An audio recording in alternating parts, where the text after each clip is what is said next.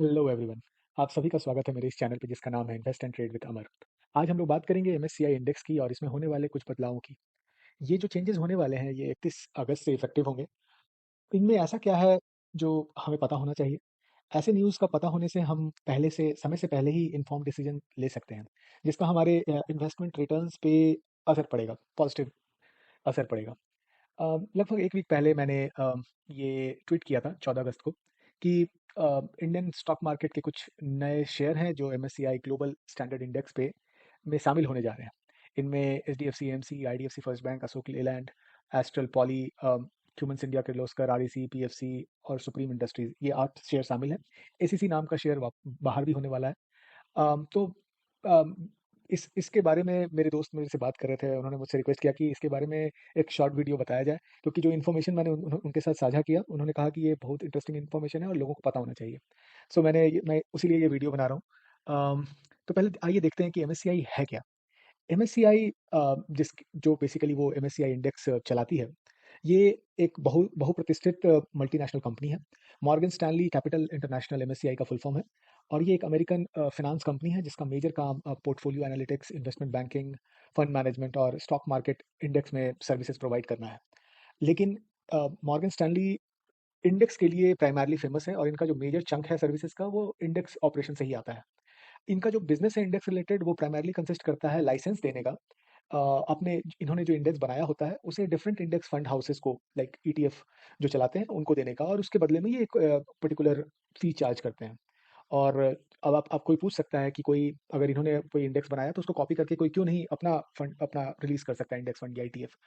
MSCI एक brand name है और इसके साथ एसोसिएट करना चाहेगा बड़े से बड़ा फंड हाउस। जैसे कि इनके जो सबसे बड़े क्लाइंट है वो ब्लैक रॉक है, वैनगार्ड ग्रुप्स है, फिडेलिटी इन्वेस्टमेंट है, स्विट्जरलैंड का यूबीएस है। आई एम श्योर कि आप लोगों ने इन बड़े-बड़े फंड हाउसेस का नाम सुना होगा। जो इस पेज में जो मेजर इन्फॉर्मेशन है वो ये है कि as of 2023 funds over 13 trillion US dollar were based on MSCI index. मतलब डिफरेंट फंड हाउसेस जितने जो ईटीएफ मार्केट में चल रहे हैं, उसमें 13 trillion US dollar MSCI index में पार्टिसिपेट करता है। तो किसी भी एमएससीआई इंडेक्स में कौन शेयर इंक्लूड हो रहा है, उसका असर कितना व्यापक होता होगा। आई एम श्योर कि बहुत सारे जो फंड हाउसेस जो एमएससीआई का ठप्पा आपने नहीं लगा सकते हैं, वो फिर भी इसको फॉलो करते होंगे। सो डायरेक्टली जो इन्फ्लुएंस्ड है उतना 13 ट्रिलियन यूएस डॉलर है। सो आइए देखते हैं कि टोटल कितना जीडीपी है। ये 13 ट्रिलियन को कॉन्टेक्स्ट में लाने के लिए जो वर्ल्ड ओवर जो टोटल जीडीपी है वो लगभग 86 ट्रिलियन था 2020 में, है ना? और लगभग अभी ये 3% की दर से हर साल जीडीपी वर्ल्ड का बढ़ता है। लगभग 1996 के लगभग अभी ये चल रहा होगा। लेकिन ये तो जीडीपी है।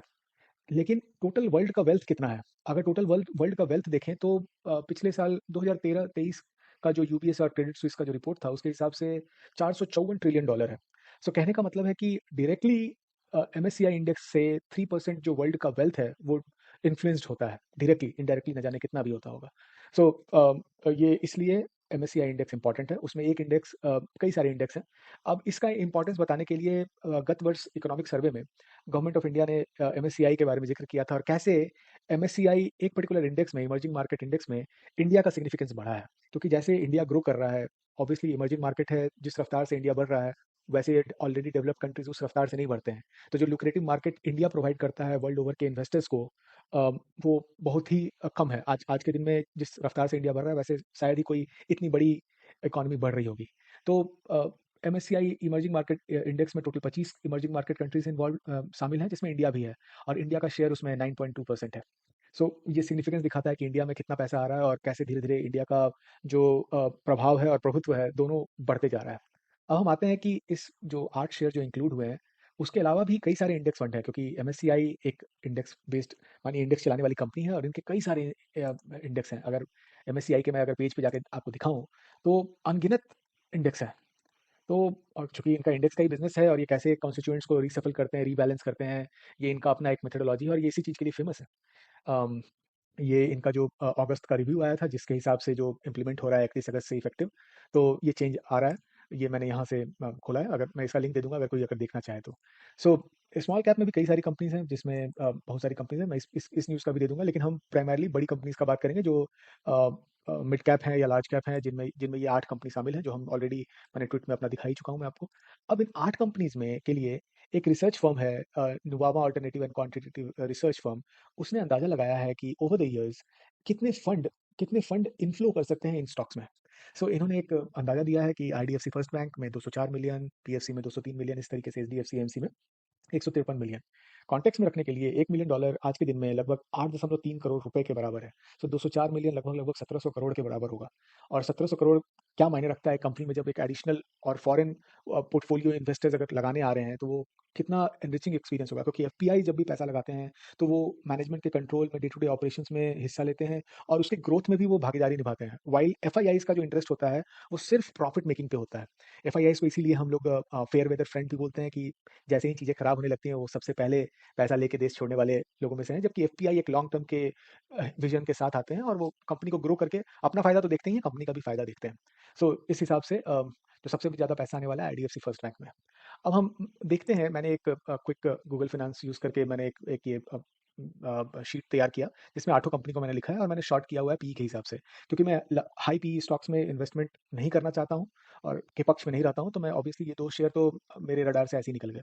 जो बचे हुए जो छः हैं उसमें क्यूमेंस इंडिया ऑलरेडी एक मल्टीनेशनल कंपनी का इंडियन सब्सिडियरी है, तो ये काफ़ी अच्छा है, इसका पी उतना ज़्यादा नहीं है तो हम लोग कंसिडर कर सकते हैं, बट मेरे हिसाब से ये ऑलरेडी एक साल में काफ़ी भाग चुका है, उस हिसाब से इसका रिटर्न नहीं आया है, वो भी हम लोग देखेंगे क्विकली।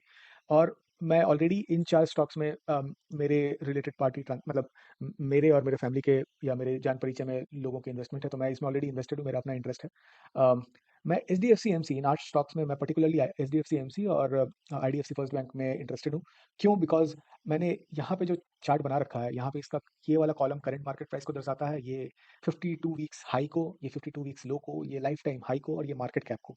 सो अगर आप देखेंगे तो मार्केट कैप सबकी लगभग लगभग बराबर है, तो इन कंपनीज का एमएससीआई इंडेक्स में शामिल होने के पीछे जो क्राइटेरिया होगा वो डेफिनेटली लगभग 50 करोड़ से ऊपर की कंपनी होनी चाहिए और जिनका ग्रोथ प्रॉस्पेक्ट्स अच्छा हो।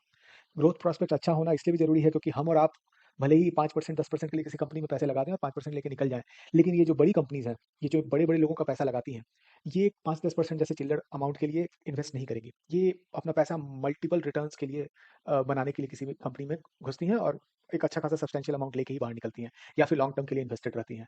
तो जो एचडीएफसी एमसी का जो सबसे बड़ा कारण है कि ये अपने लाइफ टाइम हाई से अभी भी 35% नीचे है। सो अगर मैं यहाँ से इसको लाइफ टाइम हाई तक जाते हुए देखता हूँ, तो भी 50% रिटर्न है। बनता है। और आईडीएफसी फर्स्ट बैंक क्योंकि अभी एक ग्रोइंग कंपनी है, ये अभी भी अपने पोटेंशियल को हासिल नहीं की है। जितना इसका लाइफ टाइम हाई था लगभग 80 का था, अभी अभी आके उसको टच ही किया है। जबकि इसका ग्रोथ बहुत ही ट्रांसफॉर्मिंग तरीके से चेंज हुआ है। जो नेट प्रॉफिट है वो भी हम देखेंगे। तो प्राइमरली हम लोग इस 2 कंपनी का बात करेंगे। लेकिन मैं जो भी दर्शक इसको देख रहे होंगे, मैं उनसे रिक्वेस्ट करूँगा कि आप जो ये 2 गवर्नमेंट कंपनी है आरईसी और पीएफसी, इन दोनों का जाके आप स्टडी कर सकते हैं। इन दोनों का डिफरेंट जो इन्वेस्टर है वो आप देख सकते हैं, क्योंकि आरईसी की जो मालिक है वो पीएफसी है। और इन दोनों का डिविडेंड रिटर्न काफ़ी अच्छा है, 4-5% है। और खासकर अगर इसे और सस्ते दामों पे लिया जाए तो आपको मिनिमम 6% ब्याज तो आपको मतलब डिविडेंड के तौर पे आपको ऐसे ही मिलते रहेगा। तो बैंक में जो पैसा पड़ा है उसमें आपको केवल 6% इंटरेस्ट मिल रहा है, यहाँ तो 6% इंटरेस्ट मतलब डिविडेंड के तौर पे मिल ही रहा है और जो प्राइस का प्राइस जब भागेगा तो जो रिटर्न मिलेगा वो दुगना तिगुना होता है। जैसे कि आप देख सकते हैं कि पीएफसी 101 पे था, 277 पे, लगभग लगभग पौने 3 गुना हो चुका है। ये भी लगभग ढाई गुना हो चुका है आरईसी। सो इन दोनों को मैं स्टॉक आपको आपको आपके पोर्टफोलियो वॉच लिस्ट में होना चाहिए। बाकी आईडीएफसी फर्स्ट बैंक और एचडीएफसी एएमसी को हम लोग और अच्छे से एनालाइज करेंगे अभी आगे चल के। आइए देखते हैं बाकी सारे स्टॉक्स। आइए अब हम देखते हैं कि वो जो जो भी 8 स्टॉक हैं वो स्क्रीनर के फंडामेंटल इन्फॉर्मेशन जो स्क्रीनर पे अपलोडेड है उसके हिसाब से कैसे लगते हैं और क्या कारण है कि उस वो लुक्रेटिव लग रहे हैं और क्या कारण है कि वो लुक्रेटिव मतलब इन्वेस्टेबल नहीं लग रहे हैं या लग रहे हैं। तो पहला शेयर है astral limited. Astral poly majorly pipe और प्लम्बिंग ड्रेनेज सिस्टम रिलेटेड एक कंपनी है जो जिसके प्रोडक्ट्स ये मैन्युफैक्चर करते हैं। इसमें मेजर रीजन इन्वेस्ट नहीं करने का वो है ये कि 109 के पीई पे चल रहा है। इतनी बड़ी कंपनी हो जाने के बाद भी, बड़ी नहीं भी कहेंगे तो मिड कैप कंपनी में इतना पी देना कहीं से भी सही नहीं लगता है। दूसरा चीज़ है कि जो पी का जो ग्रोथ है, पी टू ग्रोथ जो रेशियो है वो भी 5 के ऊपर है। मैं किसी भी कंपनी में पीजी रेशियो 2 से ऊपर हो तो मैं इन्वेस्ट करना सही नहीं लगता है। दूसरा ऑब्वियसली कंपनी काफ़ी अच्छी है, इसने काफ़ी अच्छे ब्रांड एम्बेसडर ले रखे हैं और जिस तरह का स्मार्ट सिटी या डिफरेंट स्कीम्स चल रहे हैं गवर्नमेंट के, उसमें इस तरह का इंफ्रास्ट्रक्चर डेवलपमेंट में पाइप्स का, ड्रेनेज का, फायर प्रोटेक्शन का, इंडस्ट्रियल अर्बन इंफ्रास्ट्रक्चर रिलेटेड इस कंपनी का ग्रोथ तो है ही। ग्रोथ कहीं से भी मुझे ऐसा नहीं दिख रहा है, बट इतना पी सस्टेनेबल मेरे हिसाब से नहीं होगा। इनका ग्रोथ भी जो मुझे दिख रहा है वो उतना तो पिछले 4 साल मतलब 3 साल का तो मुझे म्यूटेड ही दिख रहा है, 400 करोड़ के ही लगभग लगभग है। बट डेफिनेटली इसमें कुछ ना कुछ वैल्यू होगा जो मेरे मेरे सिंपल आई साइट से नजर नहीं आ रहा है। सेकंड कंपनी है सुप्रीम इंडस्ट्री। ये प्राइमरली आपने सुप्रीम कंपनी के डिफरेंट प्लास्टिक के चीज़ देखे ही होंगे, जैसे चेयर हो गया या कुछ प्रोटेक्टिव पैकेजिंग सिस्टम्स होते हैं सुप्रीम का, या स्टोरेज मटेरियल होता है। इसका भी पी काफ़ी हाई है। इसका बुक वैल्यू 350 का ही है, लेकिन करंट प्राइस 4000 का है। और ये इसने लास्ट 1 ईयर में ही मतलब दोगुना से ज़्यादा रिटर्न दे दिया है। इसका भी पीजी रेशियो काफ़ी हाई है। मे बी इसका जो ग्रोइंग पोटेंशियल है काफ़ी अच्छा है। जिस हिसाब से इंडिया ग्रो कर रहा है, डेफिनेटली इस तरह की कंपनी, खास करके मैन्युफैक्चरिंग कंपनी जो वर्ल्ड ओवर एक्सपोर्ट करेंगी, उनका रोल रहने वाला है। थर्ड कंपनी है अशोक लेलैंड। अशोक लेलैंड हालाँकि वैसा कुछ ग्रोथ नहीं दिखा पा रही हैं, बट डेफ़िनेटली एग्रीकल्चर में जैसे इनका ट्रक चलता है या फिर ट्रांसपोर्टेशन में डेफ़िनेटली बूम आने वाला है। जिस तरीके से सड़क बन रहा है, यातायात इंडिया में बेहतर हो रहा है, इंट्रा-सिटी इंटरसिटी, तो डेफ़िनेटली इनके ट्रक्स ज़्यादा बिकने वाले हैं। और इन्होंने जैसा अपना फ़ोरकास्ट भी दिया है कि नंबर ऑफ जो जो इनका कमर्शियल व्हीकल का है, ये मेनली कमर्शियल व्हीकल के लिए ही ये फ़ेमस है। तो आपने देखा भी होगा रास्ता चलते हाइवेज़ पे अशोक लेलैंड के ट्रक्स और बड़ी-बड़ी बसेज़। इसका जो मेन मुझे इश्यू दिखता है, जो टाटा मोटर्स में भी है, कि इनका डेट काफ़ी हाई है। पी तो फिर भी रीज़नेबल है, बट डेट काफ़ी हाई है। ओवर लेवरेज कंपनीज़ कभी भी रिस्की हो सकती हैं, और पीजी रेशियो भी नेगेटिव ही है, तो मैं इस कंपनीज़ में, ऐसी कंपनीज़ में नहीं लगाना चाहूँगा पैसे। क्यूमिंस इंडिया क्यूमिंस इंडिया काफ़ी अच्छी कंपनी है। इनकी जो पैरेंट कंपनी है वो यूएस बेस्ड ही कंपनी है, और इनका जो मेन वो है इंजन, अल्टरनेटिव डीजल और अल्टरनेटिव इंजन फ्यूल्स के अराउंड। बट इस कंपनी में भी मुझे ग्रोथ तो दिखा है हाल फिलहाल विगत वर्षों में, बट अगर आप इसे 2012 से कंपेयर करें तो उस लिहाज का ग्रोथ नहीं आया है, कि अभी भी दुगना ही हुआ है 10 साल में, तो ऐसा कोई हाई ग्रोथ नहीं आया है। अगर दुगना, मानिए रूल ऑफ 72 भी लगाए, तो 7% के दर से 10 साल में कंपनी डबल हो जाती है ना? तो मानिए 10% का अगर वृद्धि दर लेते हैं, तो भी 7 साल में डबल हो जाना चाहिए, लेकिन इसने 10 साल में डबल किया ग्रोथ को। तो मुझे वैसा कुछ, और ख़ास करके कि अगर सेल्स भी डबल हो और प्रॉफ़िट तब जाके डबल हो, तो मतलब आपका फ़िक्स्ड कॉस्ट जो है कुछ है ही नहीं, मतलब सब कुछ आपका वेरिएबल कॉस्ट ही है। जितना ग्रोथ हो रहा है उसी हिसाब से बढ़ रहा है। आइडियली कंपनी को एक समय के बाद एक्स्पोनेंशियल ग्रोथ दिखाना चाहिए, क्योंकि आपका फिक्स्ड कॉस्ट कांस्टेंट रहेगा, और जो आपका जो आप ऑपरेटिंग प्रॉफिट मार्जिन है वो बढ़ना चाहिए। बट इनका आप कॉन्स्टेंटली देखिएगा कि ओपीएम परसेंटेज जो है 17% है। तो ये भी मैं मेरे रडार से बाहर हो जाता है। पाँचवीं कंपनी है पीएफसी। पीएफसी जो मुझे लुक्रेटिव लगती है, वो मेन कारण है कि 5% का इंडिया में जिस तरीके से बिजली का डिमांड बढ़ेगा, पावर कंजम्पशन बढ़ेगी इंफ्रास्ट्रक्चर लेवल पे, ऑब्वियसली पावर फाइनेंस कंपनीज को फायदा होगा ही, क्योंकि ये असिस्टेंस प्रोवाइड करते हैं डिफरेंट पावर सेक्टर के एंटिटीज को। तो ये मुझे काफ़ी अच्छे लगते हैं, खासकर इसका पी भी कम है, डिविडेंड रेशियो अच्छा है। तो जिस जिस जिन भी लोगों ने 100 पे इसको खरीदा होगा, वो तो आज के दिन तो माला माल हो गए, क्योंकि उन्हें डिविडेंड भी लगभग 10-11% का मिलेगा। और तो उस हिसाब से, और ये कंपनी ग्रो भी कर रही है जिस हिसाब से, अगर हम देखें तो आप देखिए कि 3000, मतलब ये कुमिंस इंडिया के मुकाबले आप कितना अच्छा ग्रोथ है इसमें, आप ये समझिए कि पिछले 10 साल में, 10-11 साल में इन्होंने अपना 6 गुना किया है, और जो प्रॉफिट है वो भी 7 गुना 8 गुना हो चुका है। तो ये कंपनी काफ़ी अच्छी कंपनी है, क्योंकि इसे अच्छा रेटिंग नहीं मिल पाता है, क्योंकि गवर्नमेंट कंपनी है, क्योंकि ऑपरेशनली उतना एफिशिएंटली मैनेज नहीं होता है। सिमिलरली आरईसी भी एक अच्छी कंपनी है, जिसका डिविडेंड यील्ड अभी भी अच्छा है। और आरईसी का अगर चार्ट पैटर्न आप पीएफसी के साथ कंपेयर करेंगे, अगर आप एक्सरसाइज करना चाहें तो करिए, आरईसी फॉलो करता है पीएफसी को। इसका एक मेजर कारण ये भी है कि इसका जो इन्वेस्टर में, आप प्रमोटर में जाके देखेंगे, तो पीएफसी आरईसी की प्रमोटर है। 52% stake of REC is being held by PFC. So एक इंटरेस्टिंग इन्फॉर्मेशन है, और इसका भी पी पीएफसी की तरह कम ही है। अब हम आते हैं क्विकली एचडीएफसी एमसी पे। चूँकि एचडीएफसी एमसी का जो मेजर रीज़न है मुझे अच्छा लगने का, वो ये है कि इसको अपने लाइफ टाइम हाई तक पहुँचने में ये 50% मुझे रिटर्न दिखता है। इसका जो स्टॉक पी है वो भी रीज़नेबल है, एक एएमसी, ग्रोइंग एएमसी बिज़नेस के तौर पे। इनका भी ग्रोथ ख़ास करके कोविड के बाद थोड़ा म्यूटेड ही नज़र आ रहा है, उस हिसाब का ग्रोथ नहीं हुआ है। बट अगर आप इसे 10 साल के मुकाबले देखेंगे, तो ये 4-5 गुने हो चुके हैं, और इनका ग्रोथ होने वाला है, क्योंकि एएमसी बिज़नेस में जो सिप का जो धंधा है, वो मेजरली तब बढ़ता है जब मार्केट हाई पे, लाइफ टाइम हाई बनाती है। तो हमें पता है कि 2 साल तक मार्केट स्टैग्नेटेड था।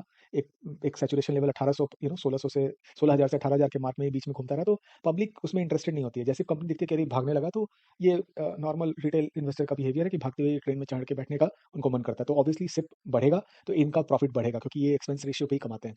तो एएमसी बिज़नेस अच्छा है, और इसका अगर क्विकली अगर हम ग्राफ देख लें, तो मुझे जो चार्ट पैटर्न के हिसाब से मैं पहले से ही बना के रखा हूँ, तो ये काफ़ी समय निकल गया वीडियो में। तो मुझे जो दिखता है कि अगर यहाँ पर अगर मैं इसको कप विथ हैंडल पैटर्न मानूँ, तो यहाँ से मुझे, सॉरी, लाइफ टाइम हाई तक, या राइट, यहाँ से अगर हम इसको देखें, करंट प्राइस से अगर 3300 तक का अगर हम देखें, तो आराम से यहाँ पे 34% मुझे बनते हुए दिखते हैं। लेकिन जो यहाँ पर इसका मुझे reverse head and shoulder pattern जो मुझे बनता हुआ दिखता है आगे चलकर, और हमें ऐसे प्रोरेट ही करना पड़ता है चार्ट्स को। अगर अगर आप यहाँ पे जाके अगर आप स्टे करेंगे इन्वेस्ट, तो आपका रिटर्न काफ़ी कम बनेगा। और जब सब कुछ फेवरेबल हो जाए तो आपको अर्ली इन्वेस्ट करके ही बैठने से फ़ायदा होता है। तो मेरे हिसाब से इसका टारगेट 5200 के लगभग है। मैं वहाँ तक तो बैठूँगा ही, या लाइफ टाइम हाई पे भी बहुत लोग निकलना चाहेंगे, क्योंकि 50% रिटर्न भी एक अच्छा खासा अमाउंट होता है। जो 8वीं सबसे बड़ी कंपनी है जिसमें सबसे ज़्यादा पैसा फंड आने वाला है, वो आईडीएफसी फर्स्ट बैंक है। आईडीएफसी फर्स्ट बैंक, मुझे जो मेजर रीज़न है इन्वेस्टमेंट का, वो है इनके जो अम, जो जो जो सीईओ हैं, मिस्टर वी वैद्यनाथन।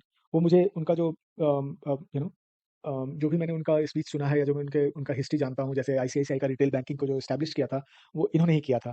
इसके बाद जो कैपिटल फर्स्ट इन्होंने अपना एक एनबीएफसी स्टार्ट किया था, वो भी इन्होंने किया था। उसको कितना 10 गुना प्रॉफिटेबल इन्होंने 4-5 सालों में बना दिया था। फिर इसका आईडीएफसी के साथ मर्ज किया, इन्होंने जो भी हिस्टोरिकल बैड लोन्स थे उसको ठीक किया, और जिस रफ्तार से ये ग्रो कर रहे हैं, वो इनक्रेडिबल है। और अगर आप इसको जो 3 बड़ी मेजर प्राइवेट सेक्टर बैंक्स हैं, उससे कंपेयर करेंगे, तो ये अगले 5 से 5 से 7 साल में ये कोटक महिंद्रा आईसीआईसीआई बैंक के बराबर बन सकती है। तो आप समझ के रखिए कि मतलब कि कितना बड़ा बन सकता है ये बैंक। अभी 60,000 करोड़ का अगर मार्केट कैप है, और अगर मैं बोल रहा हूँ कि आईसीआईसीआई बैंक बन सकती है जिस रफ्तार से, क्योंकि आईसीआईसीआई बैंक को भी खड़ा करने में मिस्टर वी वैद्यनाथन का हाथ था, तो इन्हें पता है कि कैसे बैंक बनता है। और तो यहाँ से 10 गुना होने का क्षमता है, और उस रफ्तार से ये काम भी कर रहे हैं। जिस रफ्तार से इन्होंने अपना सारा लोन घटाया, नेट इंटरेस्ट मार्जिन भी 6% का बना रखा है। आज के दिन में जो नेट एनपीए है इनका, वो 1% से नीचे जा चुका है। अगर हम करंट क्वार्टर में जाके इनका रिजल्ट पढ़ें, तो आप देख सकते हैं कि इन्होंने जो नेट एनपीए है, अगर क्विकली मैं खोज पाऊँ, तो या तो नेट एनपीए 0.44 है, एक्सक्लूडिंग इंफ्रास्ट्रक्चर बुक, जो कि काफ़ी कम है। एसेट क्वालिटी इस कंपनी का, बैंक का इंप्रूव हो ही चुका है। कलेक्शन एफिशिएंसी 99.5% आ चुका है। ऑब्वियसली अगर आप 0.44 को हटा दें, तो 99.5% एफिशिएंसी है। डिफरेंट ये नया-नया स्कीम लाते जा रहे हैं, जिस तरीके से एक्सपैंड कर रहे हैं। अभी बैंक जैसे इतना सारा जो इनका, अगर आप पीपीटी खोल के पढ़ेंगे, तो आप देखेंगे कि ओवर द ईयर किस तरीके से एक्सपैंड कर रहे हैं, और आने वाले समय में भी ये 150 ब्रांच पर ईयर खोलना चाहते हैं। मतलब हर 2 दिन में 1 ब्रांच खुल रहा है। इसी कारण से जो इनका जो एक्सपेंडिचर है, क्वार्टरली एक्सपेंडिचर एक्सपेंस जो है, वो इतना ज़्यादा आ रहा है, क्योंकि ये नए ब्रांचेस सेटअप करने में पैसे लगते हैं। जिस दिन ये इनकी ब्रांच एक अच्छे पैमाने पे खुली जा चुकी होगी, जिसके बाद हो सकता है कि वो साल में 50 ब्रांच नए खोले या 20 नए खोले, तो इनका ये एक्सपेंस घट जाएगा। और ये जितना भी एक्सपेंस है, मान लीजिए आज के दिन में 2000 करोड़ है, और अगर ये 2700 करोड़ बन के आने लगा, तो आप इमेजिन कीजिए कि कंपनी किस तरह का ग्रोथ शो करेगी, किस तरीके से इसका री रेटिंग होगा, क्या इसका प्राइस जाएगा। और अगर आप 5 साल का अगर आप इसका रिटर्न देखें, तो कुछ भी नहीं है। मैंने 10 साल का लगा दिया अभी। 2015 में भी 70 रुपये का था, अभी भी 90 रुपये का है। इसका अपॉर्चुनिटी इमेंस है, इसीलिए एमएससीआई इंडेक्स इसमें पैसे सबसे ज़्यादा लगा रहा है, $204 मिलियन। और अगर हम इसका तुरंत ग्राफ देखें, तो ये वाला जो ग्राफ था, ये यहाँ पर ये reverse head and shoulder pattern बन रहा है, यहाँ से यहाँ तक। और इसका जो टारगेट है, इसको इस ग्राफ को इस जो मेजरमेंट है, इसको अगर जब मैंने हेड पे लगाया, तो इसका टारगेट आता है 121 का। और अगर हम इसको कप विथ हैंडल पैटर्न माने, जैसे मैं ये माउस को होवर कर रहा हूँ, अगर आप देखें, जैसे मैं इसको ड्रॉ ही कर देता हूँ, ये जो है एक बड़ा कप बना, और ये इसका एक छोटा हैंडल बना। तो इसका जो टारगेट है, वो लगभग 150 के लगभग आया। ऑल्दो मैं इसमें 5-6 साल के लिए इन्वेस्टमेंट करके बैठा हूँ, मैं इससे नहीं निकलने वाला हूँ, मैं ये डिक्लेयर भी कर रहा हूँ। तो ये बहुत ही अच्छा बेट है, बहुत लोगों ने इसमें पैसे लगा रखे हैं, और ये एक अच्छा बैंक बनते हुए दिखता है। तो यही था एक शॉर्ट समरी एमएससीआई इंडेक्स का, जो 8 शेयर शामिल हुए हैं। उम्मीद करता हूँ आपको ये इन्फॉर्मेटिव वीडियो अच्छा लगा होगा। अगर आपको अच्छा लगा होगा, तो प्लीज़ सब्सक्राइब कीजिए। और ये इसमें कोई भी इन्फॉर्मेशन जो शेयर किया गया है, वो सिर्फ एजुकेशनल पर्पज़ के लिए है, इसमें कोई किसी भी तरह का रिकमेंडेशन नहीं है। Thank you. तो ये था आज का वीडियो। आज का वीडियो देखने के लिए आप सभी का धन्यवाद। अगर आपको मेरा प्रयास अच्छा लगा हो, तो कृपया लाइक, शेयर और कमेंट कीजिए। चैनल को तो प्लीज सब्सक्राइब कर ही लीजिए। मैंने अपना ट्विटर का भी हैंडल दे रखा है, आप चाहें तो वहां पर भी जाके मुझे फॉलो कर सकते हैं। Thank you.